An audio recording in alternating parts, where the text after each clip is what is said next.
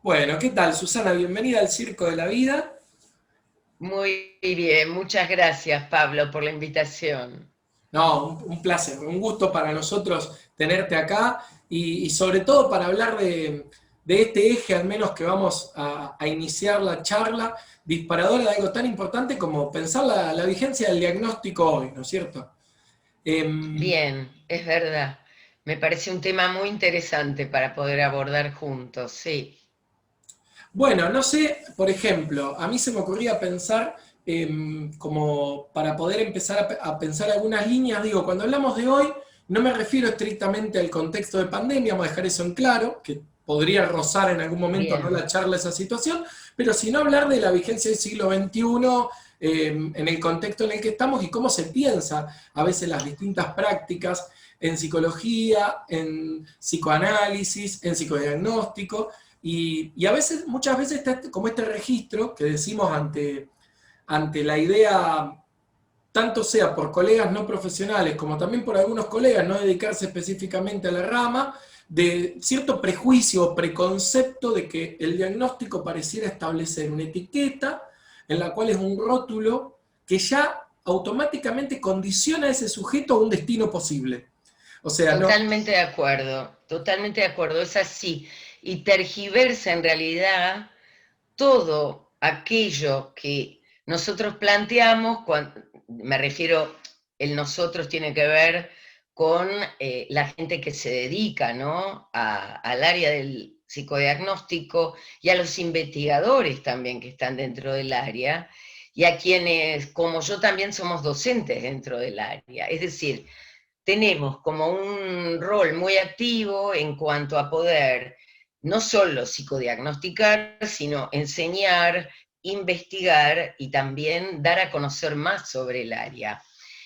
Y primero que todo, todos somos clínicos, esa es la cuestión, ¿no? El psicodiagnóstico parte de la mano de la clínica, aunque después se puede ramificar hacia otras áreas como, suponte, no sé, lo laboral o lo forense, o la orientación vocacional y lo educacional, pero son ramificaciones. Esto viene obviamente de una base muy fuerte que es la clínica y la clínica psicoanalítica. La clínica psicoanalítica te diría que especialmente de los años 50 en adelante en la Argentina. Argentina es un polo todavía muy activo en cuanto a todo lo que es el área. Y nació en Rosario, no es poco eso, ¿no? Porque nació de la mano de Jaime Bernstein, que fue el primer, digamos, psicólogo en la primer universidad que dio lugar a la carrera de psicología, y por lo tanto él era el titular de técnicas, ¿no es cierto?, de psicodiagnóstico. Y de hecho, todos los manuales por los que hemos estudiado muchas generaciones eran las discípulas directas de Bernstein.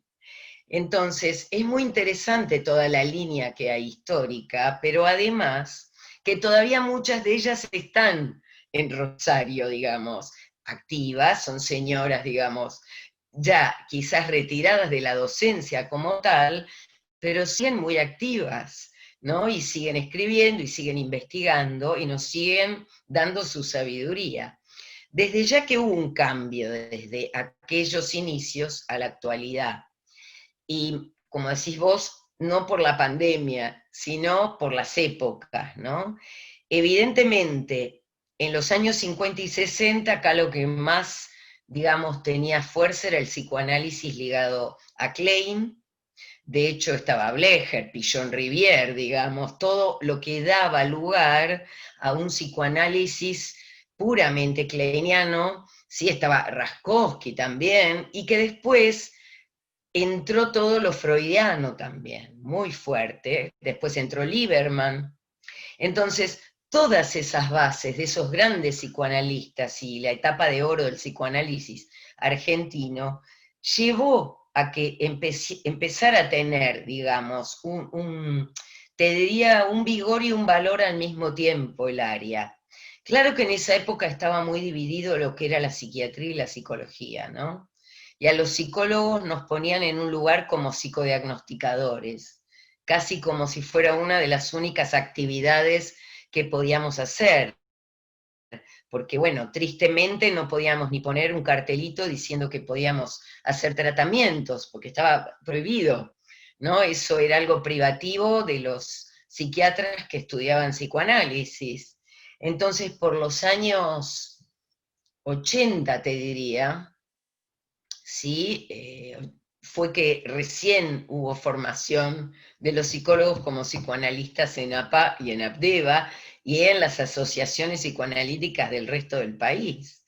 Hasta ese momento, los psiquiatras eran quienes hacían los tratamientos psicoanalíticos y derivaban a gente de su equipo, como por ejemplo Elizabeth Sorribas, como por ejemplo María Rosa Caride, ¿sí? Derivaban a hacer los psicodiagnósticos.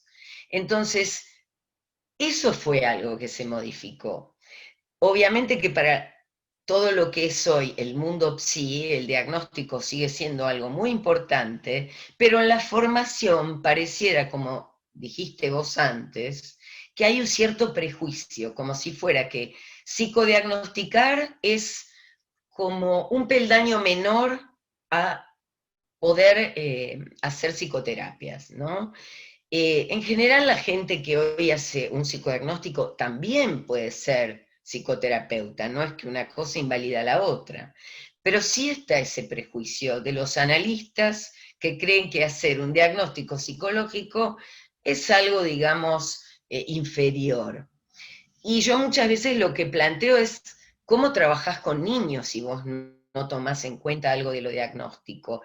Y justamente no para poner un rótulo, no trabajamos desde la psiquiatría y el DSM.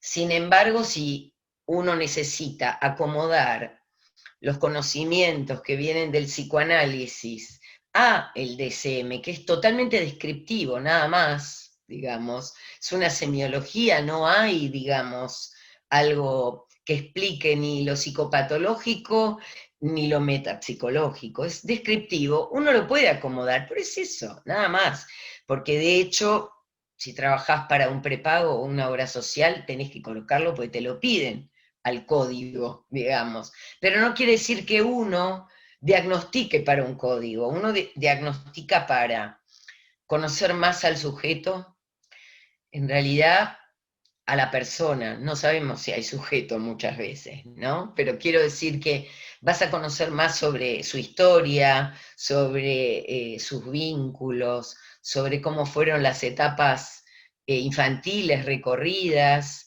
sobre los rasgos de carácter, los recursos que tenga. En ese sentido, en el psicodiagnóstico ponemos mucha fuerza en todo lo positivo que trae alguien, porque en definitiva es desde ahí que se va a trabajar en un tratamiento, para mejorar aquello que pueda ser sintomático o que provoque un sufrimiento. Pero la idea, digamos, de que en todo yo, en todo sí mismo, digamos, ¿no? Hay recursos, creo que es muy importante remarcarla. Porque si no es como que no podés arrancar por ningún lado después en un tratamiento. Tal cual, aparte vos traías muy bien esto de cómo poder pensar los distintos movimientos que hubo en la formación primero, ¿no es cierto? Vos tomabas el ejemplo de la carrera de Rosario, ¿no? Pensar cómo en un momento estaba el kleinismo, cómo después entró el freudismo, nombraste Lieberman, y a la vez pensar cómo uno en un proceso de formación, si bien toma distintos modelos de los autores, modelos teóricos que sirven para ir pensando, construyendo y armando, un posicionamiento, una forma de pensar y entender al padecimiento, al sujeto que está ahí, si hay sujeto, digamos, a la persona, alojar el discurso, lo gestual, la forma Total, de habitar, ¿no? Esto, el discurso todo de ese sujeto. todo, todo. Porque tal cual, porque el discurso no tiene que ver con lo verbal nada más, por supuesto, es lo paraverbal. Tiene que ver con esto que decís de lo gestual, los tonos, eh, la mirada. Y son todos datos muy sensibles que uno puede tomar en cuenta de esa persona cuando la tenés enfrente, aunque sea así, por cámara, porque también eso fue virando, y si bien lo trajo la pandemia, yo creo que eso llegó para quedarse, que también hay todo un movimiento en relación al psicodiagnóstico que ahora se está planteando. Y bueno, ¿se puede administrar una batería de esta manera, digamos, virtual? Y yo tengo muchas colegas que trabajan en el área laboral, o mismo pacientes jóvenes que se recibieron y se insertaron en esa área, y la verdad que les va muy bien, ¿no? Si bien están también ayornándose otras técnicas que no son solo proyectivas. No sé, por ejemplo, se están aplicando cierto tipo de juegos, ¿sí? Que aluden a todo un proceso cognitivo que les va a dar cuenta de ciertas habilidades que se necesitan para cierto tipo de perfil de puesto. Entonces, es muy interesante eso, todo se va ayornando. También, de alguna manera, el juego para niños, porque evidentemente hasta hace unos años solo se trabajaba con la caja de juegos y en la hora de juego también, y hoy en día los niños evidentemente necesitan también, no digo que dentro del psicodiagnóstico sea la única herramienta, pero puede ser una herramienta más, algún juego infantil que sea virtual, porque los niños están muy cómodos de esa manera.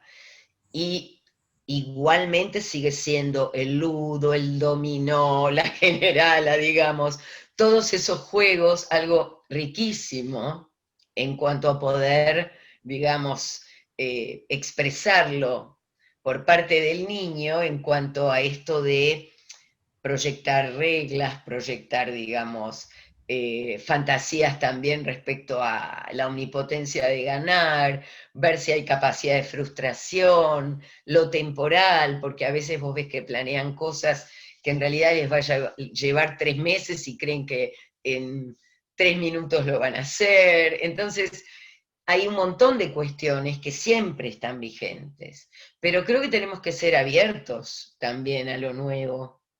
Sí, Y tal cual. marcar el encuadre, ¿no? Eso sí, Vos sabés que yo justo pensaba, cuando vos decías lo de los niños y cómo el diagnóstico en niños, yo digo, qué importante pensar ahora en este contexto de la pandemia, digamos, de más allá de que vos decías, el único recurso que tenemos no puede ser ni la caja ni la hora de juego, también pensaba, digo, cuánto tenemos que modificar, pensar y construir, reteorizar acerca de, por ejemplo, la imagen corporal y el esquema corporal, porque cualquiera podría tomar a totalmente. la letra esta lógica de que parece que todo se vuelve un plano y dos dimensiones en la pantalla y perder el marco de interacción de que no es lo mismo un niño o un adulto consumiendo un video, sea de una canción o de una película o algo, viéndolo en un plano, a una charla que antes era mediada por un aparato, entiéndase teléfono, y que generaba efectos, y que hoy a la vez está la posibilidad de sumar la imagen, que no es un componente para nada menor, y pensar el efecto que eso tiene de que no podemos seguir configurando y construyendo esta idea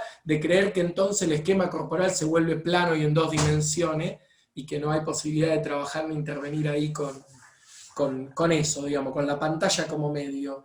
Yo creo que Totalmente. fue mucho más que la necesidad de volver a trabajar lo que generó ver el recurso posible de generar ahí una clínica posible con pantallas, inclusive así no sea el ideal de nadie, ¿no? Para el laburo. No, por supuesto. Menos con niños. Ok, pero también está esto de que como las pantallas están en la vida de ellos hace muchos años, y somos nosotros los que no nos dábamos cuenta, ¿sí? Un niño también necesita jugar de otras formas y también enriquece, digamos, esa estimulación.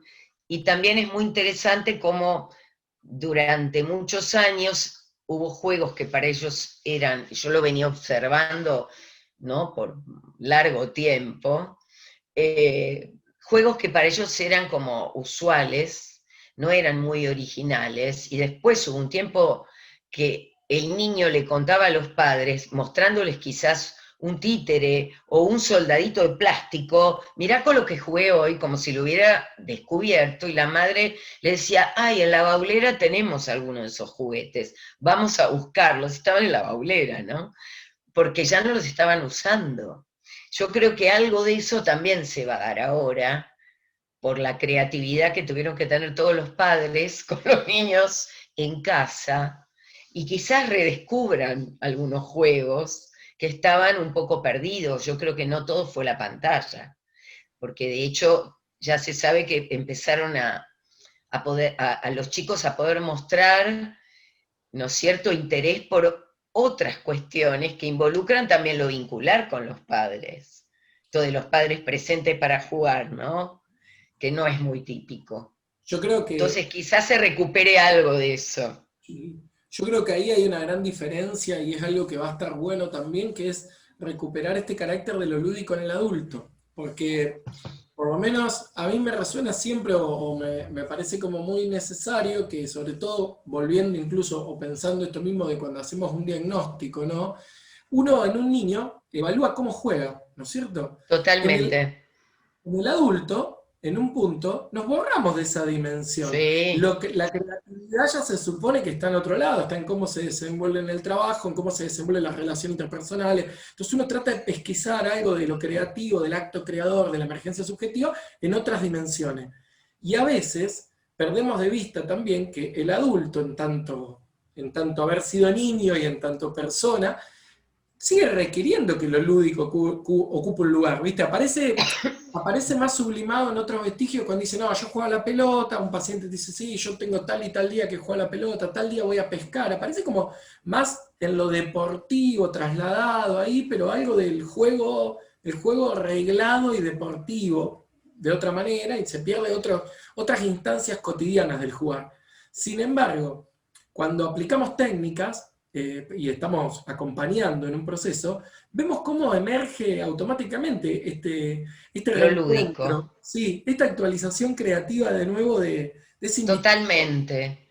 Porque se lo invita justamente a fantasear, ¿no? Ya sea, digamos, en un dibujo, como vos bien dijiste, que puede ser un dibujo libre, puede ser con cierta consigna, como la casa, árbol, persona, o la persona bajo la lluvia, o dos personas, o un paisaje. Hay un montón, ¿no?, de técnicas eh, que se pueden, digamos, interpretar. Cada una tiene diferentes objetivos, aunque tienen en lo común la base teórica, por supuesto.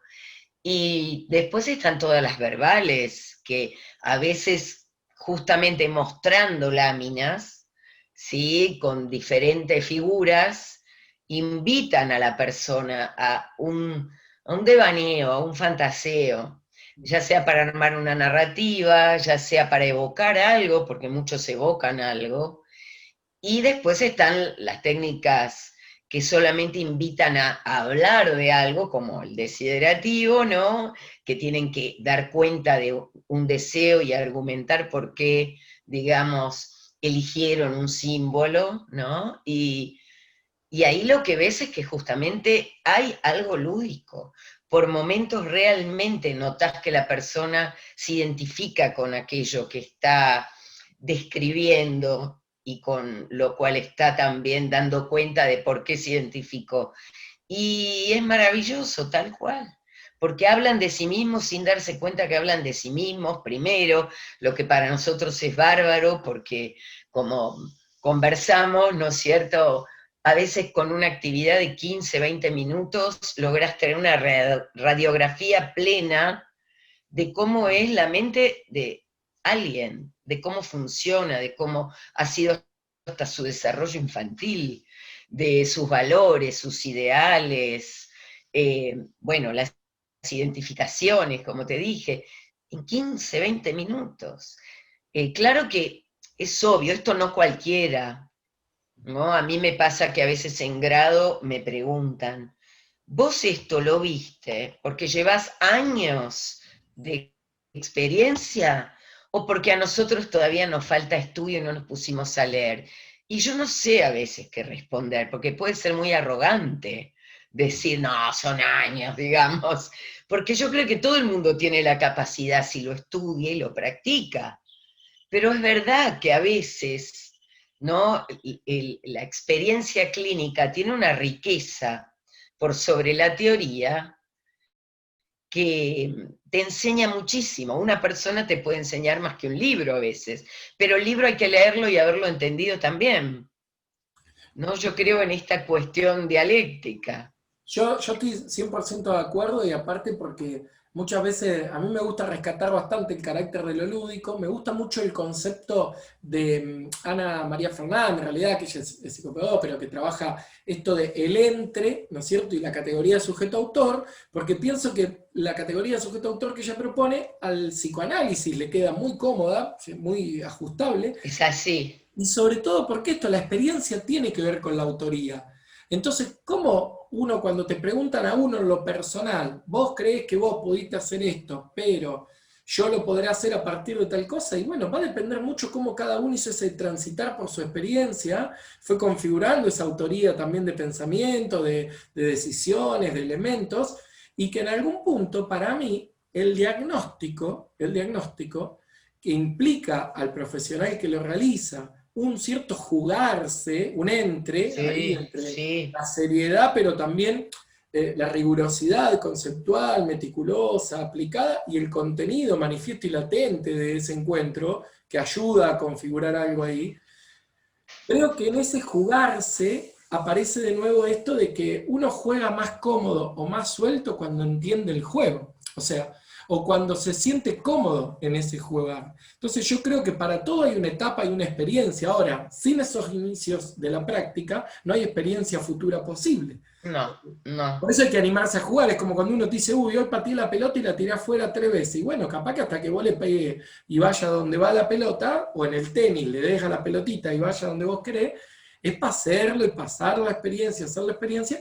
Y creo que el formar criterio, este juicio clínico que acompaña a todas las otras técnicas y demás, es justamente la ética también que hace a cómo uno toma y elabora. totalmente. eh, Y creo que nuestra ventaja cuando estamos en una etapa de formación es que supervisamos con gente que tiene mucha más clínica que uno, más experiencia, más conocimiento y puede sostener una argumentación.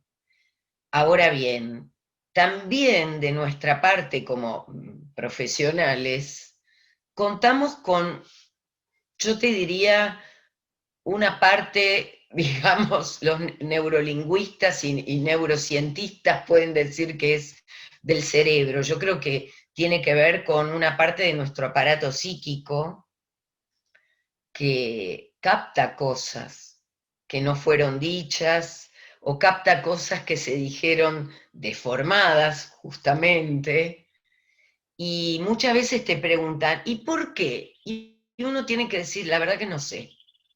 Eso es quizás lo más difícil de esta área. Ojo, también a los psicoanalistas se les hace la misma crítica. A ver, ¿y por qué le interpretaste esto?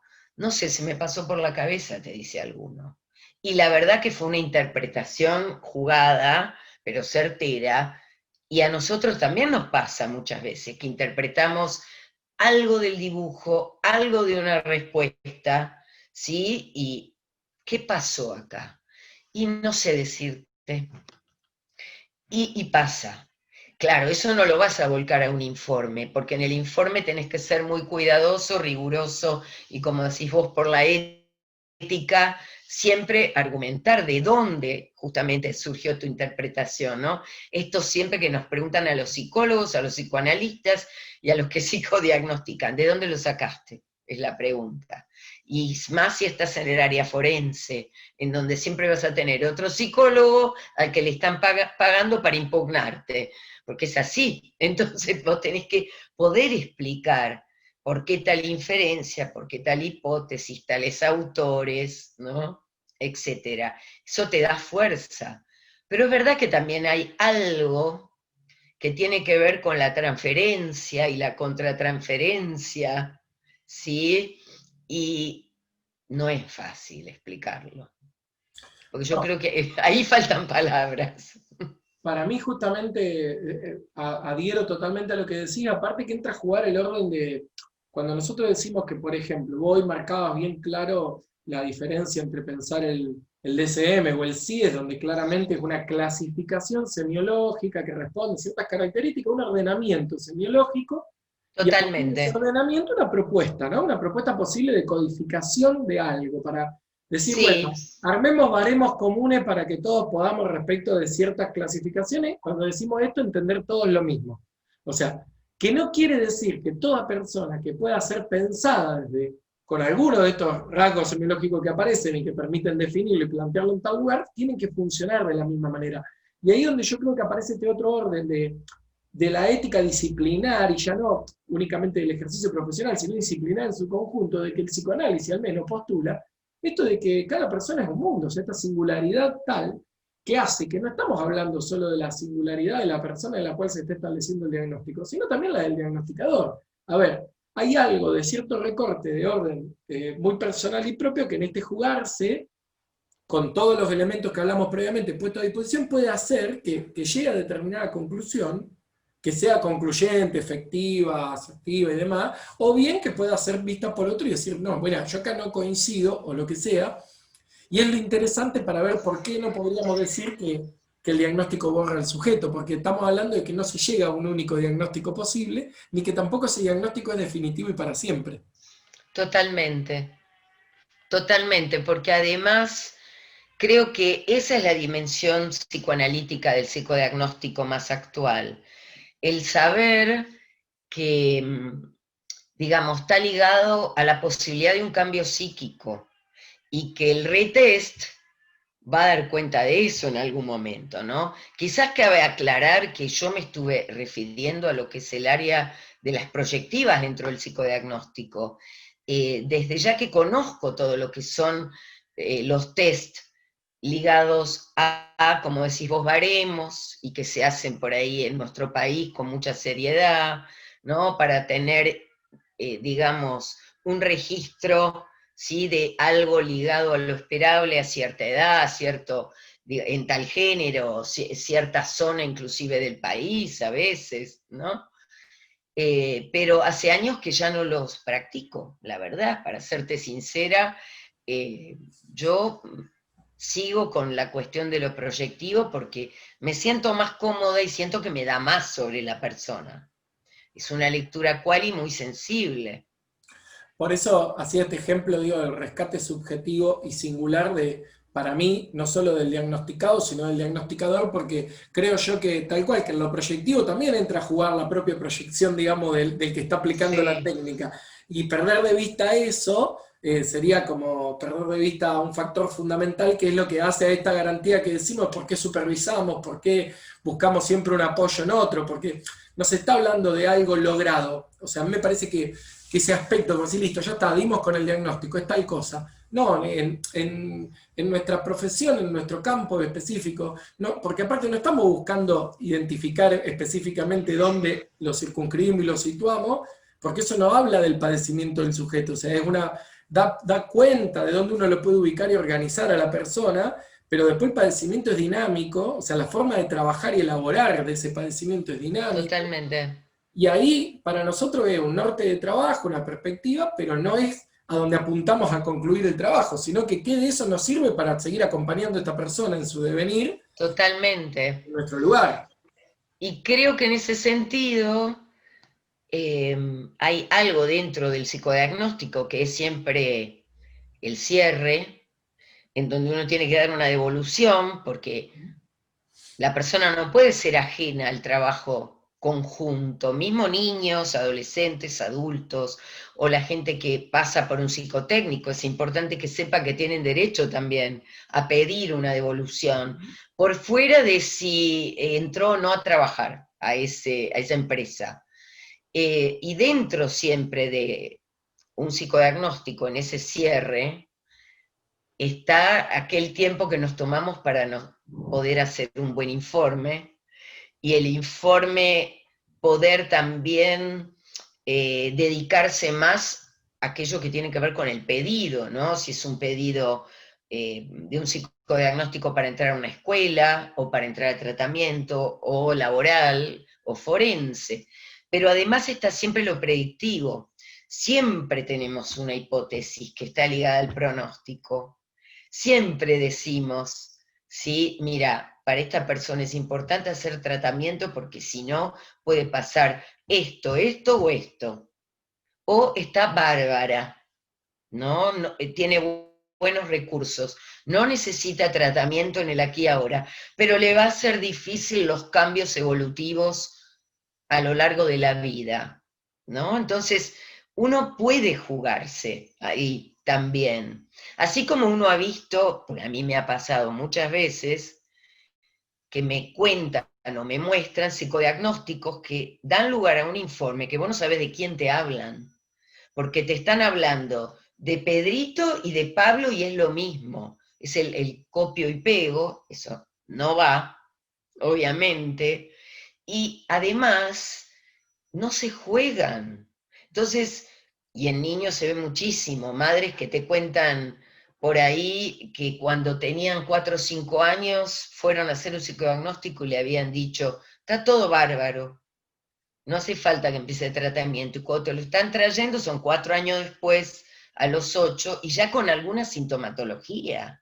Y vos te agarras la cabeza y decís, ¿por qué le dijeron eso? Si prevenir es lo mejor, digamos.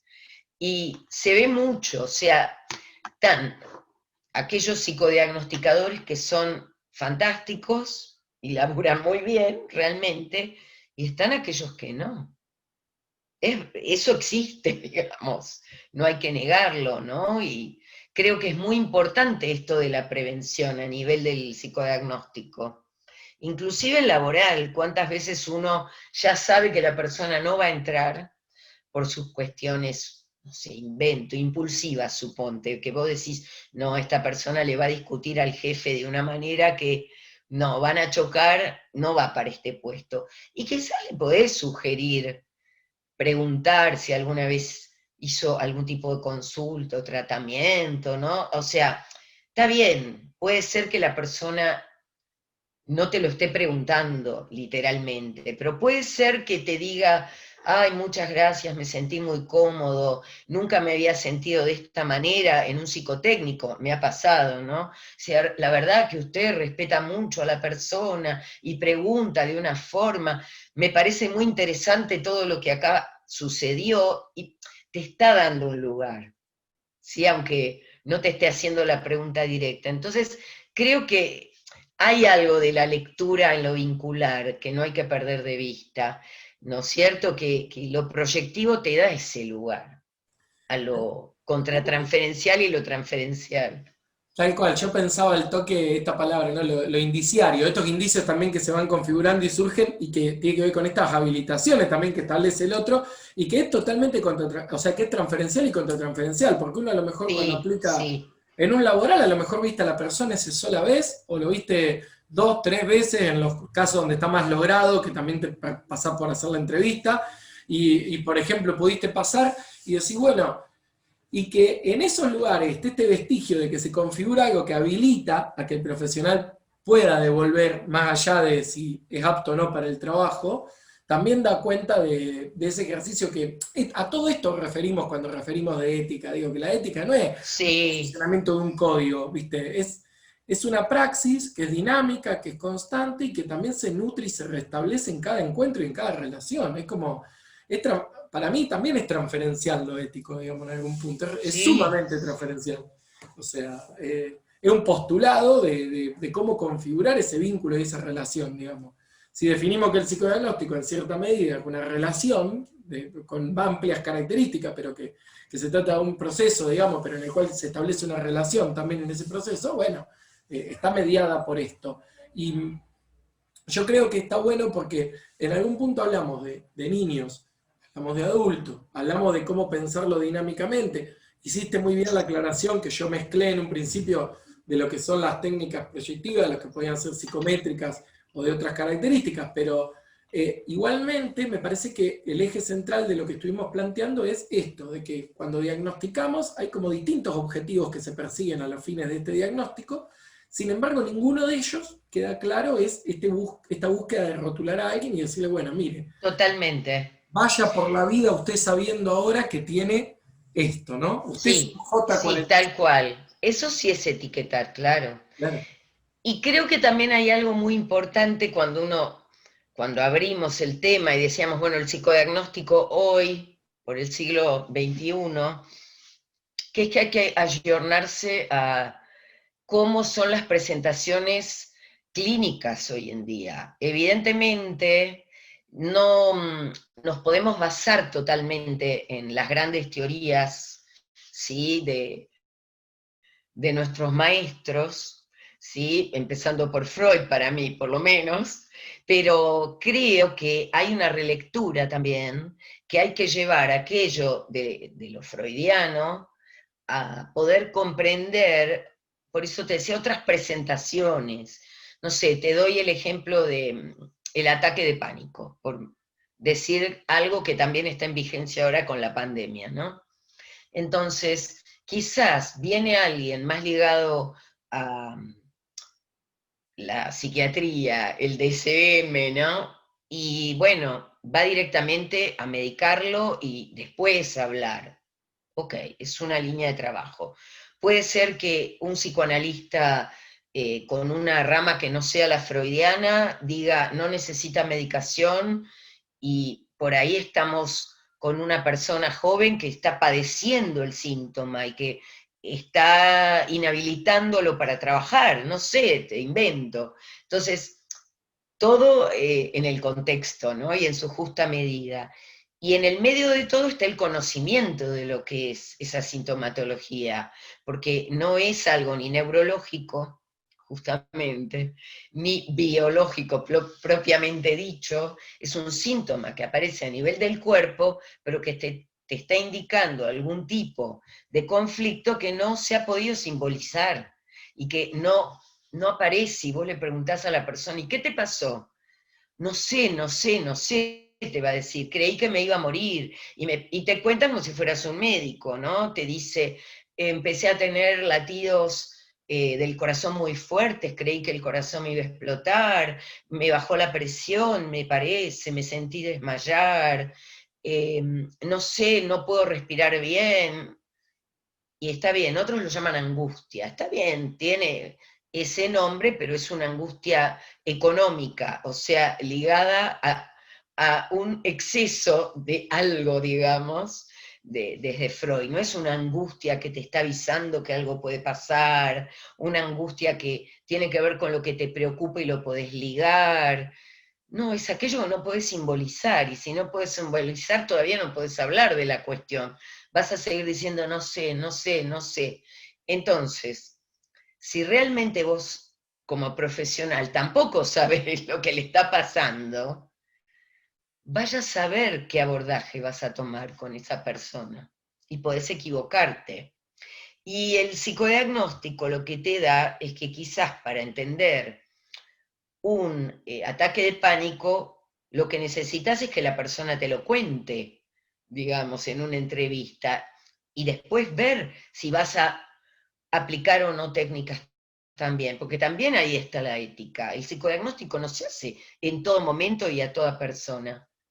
Hay personas que vos decís, no, hablemos, punto. O Yo te das cuenta de la desorganización en la que entran, suponte en un psicotécnico. Cerrás, no terminaste el Roger, no importa. Te sentás y hablas. Porque puede pasar. Tal cual, tal cual. Y creo que ahí es donde entra también esta clave, digamos, que vos lo dijiste y que sí, y bueno, que yo enfatizaba también, digamos, de lo que es en el trayecto de la experiencia, poder hacer también una propia experiencia y valerse de ese propio registro para justamente no hacer pasar a alguien por un momento negativo, ingrato, porque no tiene sentido y porque tampoco va a cumplir los fines mismos del encuentro. O sea, si una persona no está en condiciones subjetivas ni de poder simbolizar aquello que le pasa y poder ponerlo en palabra, y uno forzar la situación ahí cuando no es el momento Claro, para eso, o bien está ante una situación que ya da ciertos indicios de que está con alto nivel de ansiedad, con cierta dificultad además, ¿por qué hacerlo pasar por la prueba y por el análisis cuando sabemos que los efectos que va a arrojar van a ser totalmente innecesarios, digamos, y no van a dar totalmente. cuenta de la persona? O sea, ahí es donde entra también esta de la experticia profesional de poder evaluar e indagar algo que va más allá del diagnóstico de la persona, sino en el estado en el que se encuentra, porque es la persona y su estado, Totalmente. el estado Totalmente. para poder intervenir. Y creo que eso nos pone a la luz de cómo diagnóstico e intervención van muchas veces de la mano la escena de la construcción Sí, profesional. O sea, que no sí, es uno sin el otro. sí, Eh, sí, totalmente. Y los psicólogos que trabajan en guardia, por ejemplo, tienen esta capacidad, sí, tal cual. porque unen signos y no es que en ese momento le piden que hagan un dibujo, ¿no es cierto? Creo que a veces nos olvidamos que la entrevista es la técnica diagnóstica. Y psicodiagnóstica, me refiero a que a partir también, digamos, de cómo vos encares esa entrevista, vas a tener material. Esto que decíamos del discurso, el discurso puede ser, digamos, algo verbal, paraverbal, gestual, ¿no? Contenido, forma, y en otro momento pueden ser dibujos, narrativas, respuestas. Pero hay veces que no se está preparado para eso. Tal Y cual. con la entrevista tenés que ver qué está pasando. Tal cual. Para mí sí, para mí la entrevista es un punto disparador de todo. Por eso cuando he escuchado a algunas colegas que me han contado que por ahí su primera experiencia laboral han sido en el marco de que convocados por alguna consultora para por ahí trabajar el psicotécnico, pero separado y escindido de la entrevista. O sea, si no, la entrevista la aplica otro profesional y nosotros vamos a aplicar algunas técnicas. Y vos decís, wow, ¿cómo? ¿Cómo? ¿Cómo? Porque ¿cómo elaborar la batería? ¿De qué manera? ¿Cómo pensás ese sujeto en relación a qué vas a elaborar las técnicas? No, porque siempre piden lo mismo, claro, pero en esa generalidad de lo que piden, ¿quién armó ese protocolo, esa intención? Bueno, es como que eso muchas veces nos pone en un lugar que a veces la inexperiencia, por eso digo, los que recién empiezan, suele suceder en que la inexperiencia hace que uno entre a ese campo para evitar la experiencia, Claro. se le evita de una manera Sí, poco sí, afortunada y poco feliz, porque es sin información presente. totalmente. Y la necesidad laboral también es así. Sí, sí, que es propio, que esto es propio de la condición humana y en todos los campos, pero bueno, por suerte, por eso creo yo que cuando ya hablamos del trayecto y hablamos de pensar el tiempo en el que uno viene transitando las prácticas, hace que sí que es habilitante determinado discurso, no por el perogrullo de decir, ah, porque yo sé, sino porque en algún punto uno pasó por ese lugar y en la transmisión es válido. O sea, por eso yo siempre pienso que las supervisiones son fundamentales para todos aquellos que iniciamos y permanecemos en la práctica, porque la mirada de otro siempre es esclarecedora en un montón de Sí, sentidos. sí, Pero sí. también a la luz de que ese otro mira a la luz de experiencia, no solamente que mira como quien diría al pasar, fuimos todos a ver un cuadro y al que nos gustó más opinó. No, es como a partir de entender, darle una vuelta. Sí. Y en ese sentido yo creo que nosotros corremos con una ventaja muy interesante, que es que una batería está conformada por varias técnicas, de todo tipo, pero aunque fueran todas proyectivas, mínimo van a ser 3 o 4. La convergencia interna, ¿sí? Es un indicador fuertísimo, porque vos empezás escuchando a alguien y armándote una hipótesis, aunque todavía no la tengas por escrito, y después vas corroborando o no aquella hipótesis o podés ver que aquello primero que pensaste en realidad era un disfraz de algo mucho más profundo que apareció después en la última técnica. Y eso temporal que tenemos, aunque sea en el mismo día, porque de hecho hay veces que las baterías se administran en 3 horas para un candidato laboral, igual hay algo ahí temporal, digamos, ¿no es cierto? Hay algo longitudinal desde el inicio al final que te permite ver esa secuencia y realmente es muy fuerte. Es de verdad, como se dice siempre, digamos, que en un tratamiento vos necesitas a veces meses, ¿sí? Para poder ver algo del sujeto que en un psicodiagnóstico te aparece ahí en el material. En ese sentido es valiosísimo. Y sí, lo que está bueno también es pensar algo que vos hoy lo decías, y yo también lo dije al pasar, para aquella que por ahí lo está viendo y no pasó por la experiencia de formarse, de pensar algo del psicodiagnóstico, de que si bien una técnica aplicada en 20 minutos arroja muchísimo material, el análisis de ese material no conlleva esos mismos 20 minutos. Hay como No, por otro favor. tiempo y otro retrabajo de ese material, pero que realmente es muy eficaz en lo que uno en ese encuentro puede pesquisar, tomar y capturar de elementos a partir de ese encuentro temporal ahí, donde después a la hora de analizar ese material aparecen un montón de elementos que son Que no importantísimos. esperabas. Yo tengo muchos casos de ese estilo en donde en la entrevista vos viste algo, o si fuera un niño en el juego viste algo, y continuó, y uno por ahí está pensando lo adaptativo, y casi en la última técnica, porque vos decís, ¿para qué tantas?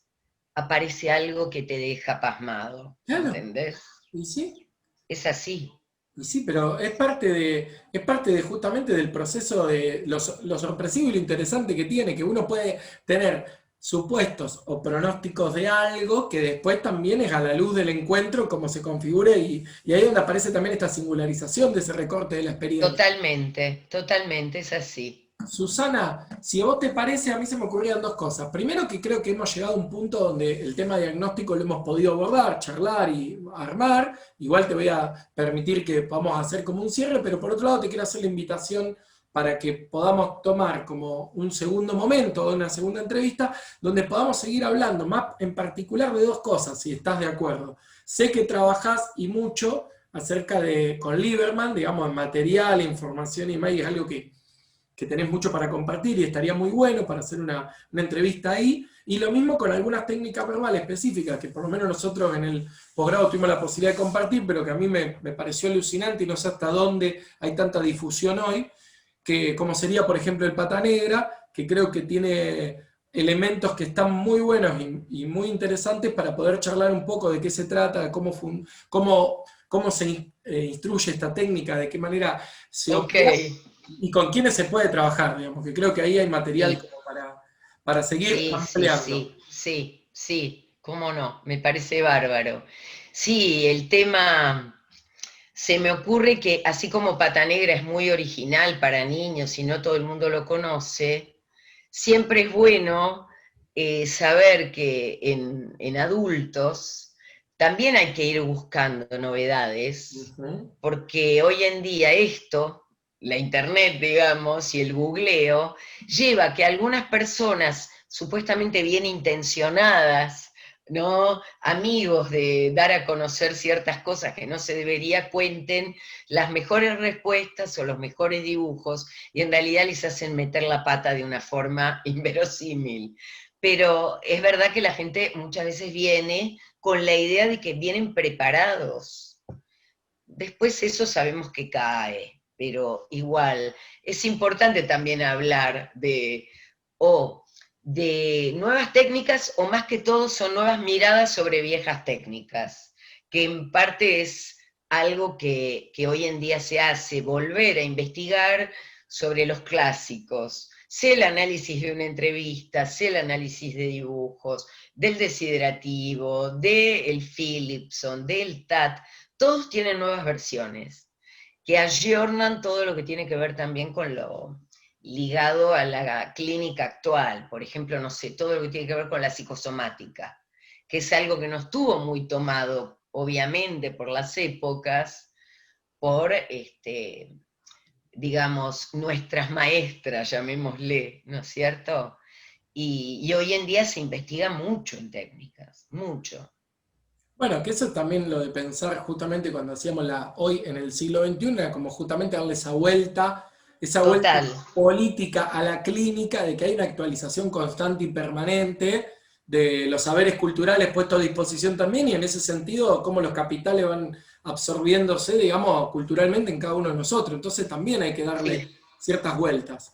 Bueno, Susana, desde ya que te quiero agradecer el tiempo, la disposición, acá en esta conectividad que te tengo en pantalla, pero vos no estás en Rosario en este momento No, y estamos igual pudiéndonos encontrar. es así. Bueno, soy yo que te agradece, Pablo, por el espacio, por la conversación que ha sido realmente muy interesante. Puede dar lugar también después, según me has comentado, esto se difunde de tal manera que puede dar lugar a otras charlas con personas que están en nuestro métier también, ¿no es cierto? Que son colegas, ya sea de otros lugares de Argentina o de otros países, y eso yo creo que enriquece mucho.